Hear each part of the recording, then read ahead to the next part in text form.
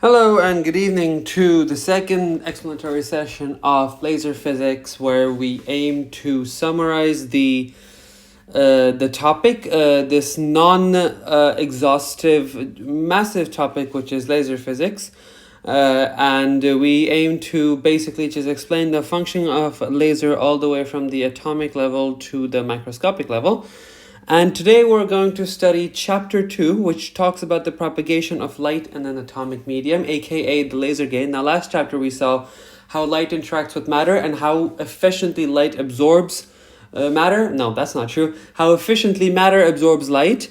That's what we studied using two models, which were the perturbation theory, time-dependent perturbation theory, and Rabi oscillations. And we saw the line width of these absorptions, and we saw where the maximum probability lies. Now today, since we've seen how light's absorbed, we want to now see how the light propagates in this inverted medium where there's absorption and stimulated emission going on, and how that can lead to a concept called laser gain, where your light efficiently gets amplified. We saw that qualitatively last time by talking about how light emits, re-emits, absorbs. So during stimulated emission, you have photons being re-emitted with the same mode, therefore constructively interfering with your incident electromagnetic wave and hence amplifying it. But now we're going to see it a bit more quantitatively by assuming that light propagates in a dielectric medium. Now, of course, we last time we didn't really we saw oscillations, but those were oscillations in a conserved system, which means no energy was exchanged on average between the light and the atoms. Any energy the atom gave to the light gave back to the atom, and vice versa. But of course, in a real process, we know that light has to be amplified. Therefore, the atom has to lose energy somehow and not just conserve energy in the total system. And so for this, you need something to study the decay of atoms to levels below them. We didn't take into account any decay processes. We just took a complete quantum evolution. But decay is an external non-conserved process in your conservative system, which we're going to study. Now, of course, this leads to some pretty complicated nonlinear equations, and the Schrodinger equation stops working in a non-decay, in a decay influenced environment. So to circumvent this, we'll basically start by presenting something called Lam's model, where Lam's model aims to essentially quantify this decay by assigning a decay constant to our atoms in our levels, but also in such a way that by assuming that their decay constants are the same, we have kept our system conservative, and therefore the Schrodinger equations and therefore all of our other approximation methods and transition-based methods still work, which is very important. And finally, we're going to then see how propagation of this light to the atoms creates a dipole moment. We saw how the dipole moment evolved last time. We're going to study it a bit more. And then finally, we will study how this dipole moment then creates the amplification or dampening in the propagation of light in various situations. So, of course, the first thing we're going to study is then these heuristic equations, which is important to note that they're heuristic, because they're not actually based on something very they're not derived from first principles. They're just a nice model based to develop to mimic our system, which obviously has to be confirmed with experimental results to see how well it works, and that's how we can tune our parameters.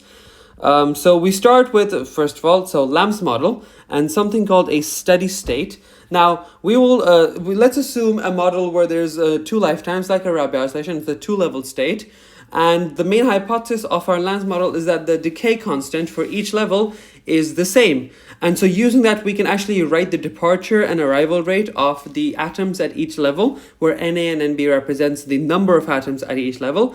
And so for the departure rates, it's very easy. You just do the negative decay constant times the population at some given time. Now, of course, that's very nice, because that essentially means that this is a exponential decay, as we saw in the complement of chapter 1, that actually if you leave it for a long enough time, the lifetime of your or the probability of your atom being in some state decays exponentially with some decay constant. So it's the same form. And of course, so the total rate of departure is just given by the decay constant time. So because they're uncoupled, they can actually be additive, which is very important. So in order for a steady state solutions to exist, we can't just have decay, because otherwise there will be no steady state. Every atom will just be decaying from its level over time. We also need to introduce an influx, which in this case is a pumping term. So the pumping rate then is given by these terms here, which you can then use to write your decay, and so using that, you now have equations for a pumping rate and a decay rate. So then you can write the overall population level rate of population change in a level, which will then just be given by n equals it's going to be the negative decay rate plus the pumping rate. And so you can write that, and then in a steady state, of course, we know that n equals 0. So therefore, if you write that for both of the systems, you can then find a steady state population, which is just given by the population is just given then by the pumping rate divided by the decay rate. So the pumping rates are added, and we see, so the greater the decay rate, the lesser the population total, which makes sense because they decay faster from both levels, so they'll eventually be leaving the system much faster. And of course, greater the pumping rate and greater the total population, because then you'll be having more atoms coming than leaving per unit time. So I hope that makes sense. Now, of course, we've now defined our parameters and developed very elementary equations for our LAM model. So we can now move on to perhaps seeing how the LAM model can be used to model a system which is being pumped. And we start by pumping only the lower level and not the upper level. So the upper level will only have a population via stimulated absorption, meaning light is only going, the incident light is the only thing that'll be driving something upwards. And so we see that by then, when we do that, we can obviously calculate the population of the upper level by just multiplying the rate, the pumping rate times the population of absorption and times the decay rate. So it gives you basically sort of a master equation, and then you integrate it from minus infinity to t, where p, of course, in the low intensity limit is given by our sine squared term by the perturbation theory. And when you integrate all of that, you actually end up getting a very nice Lorentzian, which in this case looks like does not depend much on intensity. Of course, it depends weakly, but since intensity is so weak, it just depends on the pumping rate, the coupling term, and of course the detuning and the decay rate. So of course, it's wonderful to see decay rate only in the denominator, which confirms our earlier theory, which is as the decay rate goes up, our population will obviously go down. And as our pumping rate of A goes up, the population in B will also go up, which is very interesting. So as A goes up, NB will also go up, which also makes sense because if you're pumping up to level B at a faster rate, then obviously, my apologies. If you're pumping up to level A at a faster rate and there's incident light, there's obviously going to be more absorptions per unit time, therefore a larger influx to NB. And that's basically it. Of course, the detuning here gives you the absorption probability, and you need to have, the closer you are to detuning, the higher probability of absorption you do have. So that's very nice.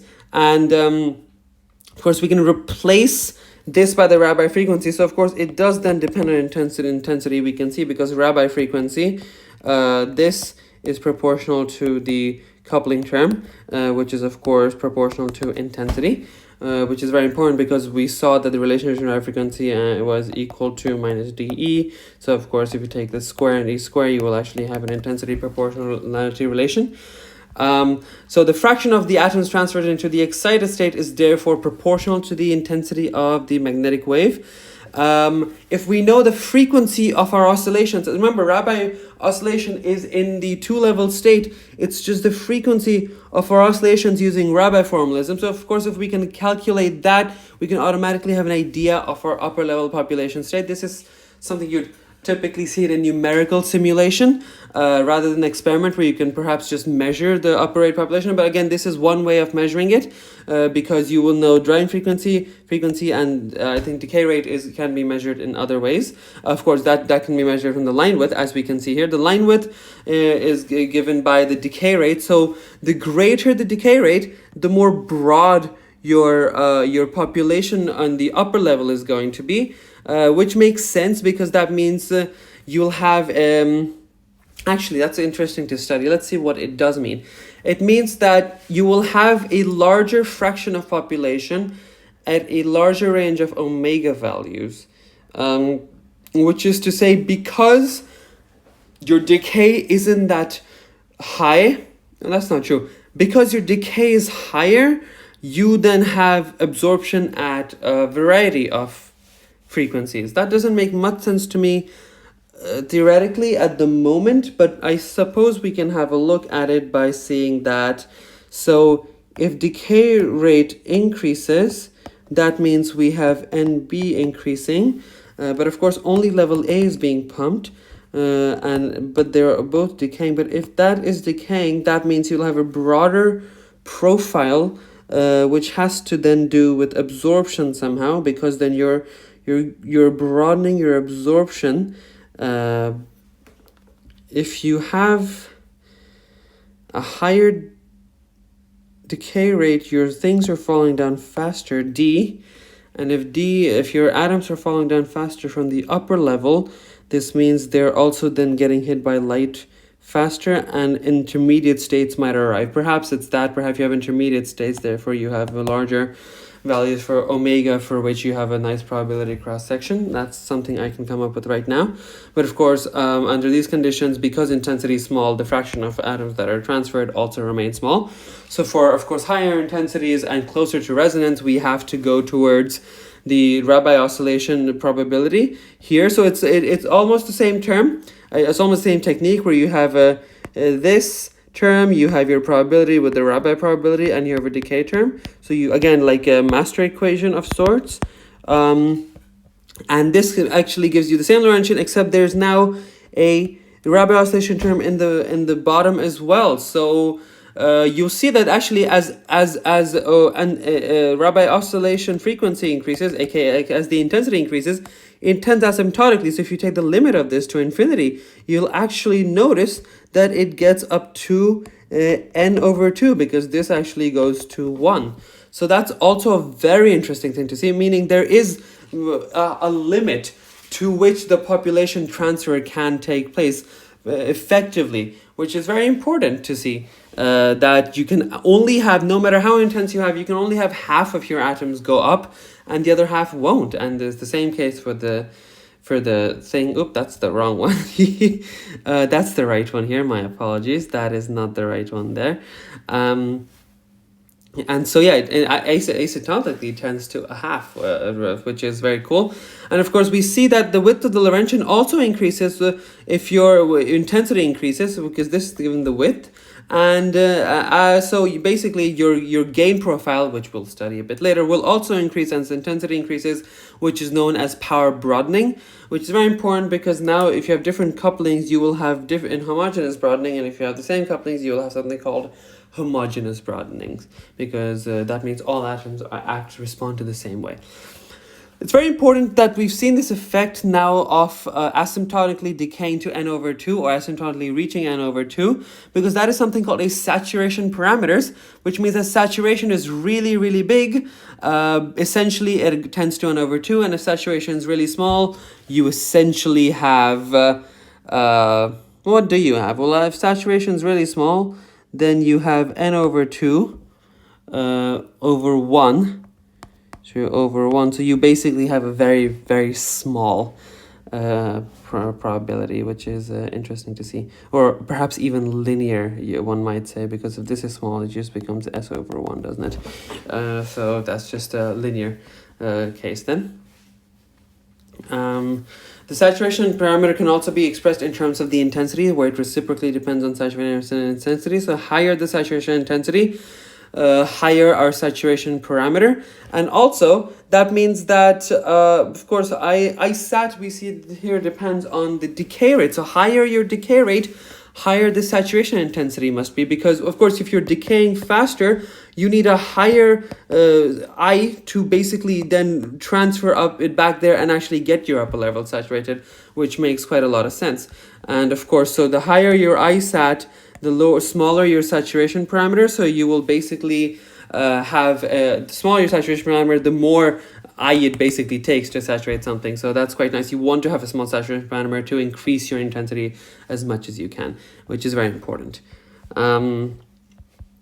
So now we've studied the case of feeding the lower level. Now we've studied the case of feeding the upper level only, which is very impressive because now we had absorption first, which was responsible for saturation, and now we have something called the upper level. We deal with stimulated emission when light interacts with atoms, and that's important because you need now basically more stimulated emission than absorption happening. So you want more things happening on the top level. So you get the same result actually, that you can only get, no matter how much you saturate, you can only transfer n over 2 electrons.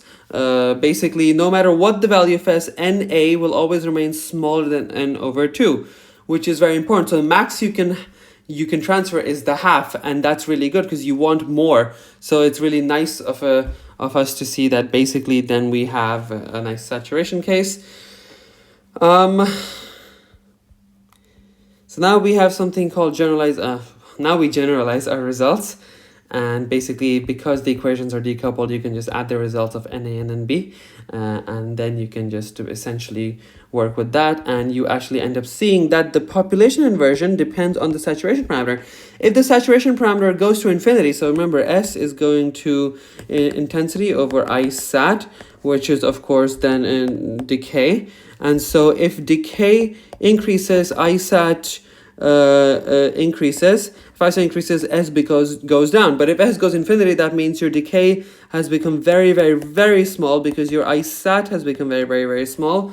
And so basically you'll reach you'll reach saturation very soon. And if you reach saturation very soon, then essentially your population inversion goes to 0, because then you have n over 2 transferred down and you have n over 2 transferred up. So therefore you basically have 0 difference because they both have half populations each. And we saw that by looking at absorption and stimulated emission effects. So you can, of course, now you can write the absorption and emission equation separately and deal with that like that. As saturation increases, your stimulated emission rate increases, and as saturation increases here, your absorption rate also, I suppose, decreases, not increases. My apologies. Your rate decreases, which is very important. So now we have. Absorption is therefore responsible for saturation, and stimulated emission is responsible for population inversion, and that's again very important for the working of the central laser. So you can stop here for part 1.